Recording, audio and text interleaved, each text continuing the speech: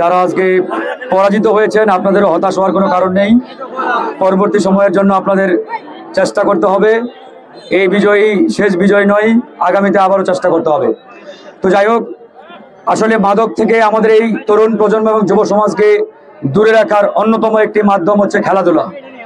এই খেলাধুলার মাধ্যমে, ক্রীড়া এবং সংস্কৃতির মাধ্যমে আমরা আমাদের এই তরুণ প্রজন্মকে, যুব সমাজকে আমরা মাদক থেকে দূরে রাখবো। আমরা যদি মাদক থেকে দূরে রাখতে চাই, দূরে থাকতে চাই, তাহলে আমাদের সুস্থ সংস্কৃতির চর্চা করতে হবে। বিশেষ করে যারা তরুণরা আছেন, যুবকরা আছেন, আপনাদের কিন্তু একটা দায়িত্ব। একজন মাদকাসক্ত ব্যক্তি কিন্তু শুধু পরিবারের উপরেই বোঝা না, সে দেশ, জাতি তথা সমাজের জন্য একটা বোঝা। তো আমরা সকলেই এই মাদক থেকে দূরে থাকবো এবং এই কাশীপুর ইউনিয়নকে এগিয়ে নেওয়ার জন্য সবাই মিলেমিশে কাজ করব। এই যে আজকের স্টেজটা ভালো হচ্ছে না ভাই? এখানে বিএনপির সভাপতি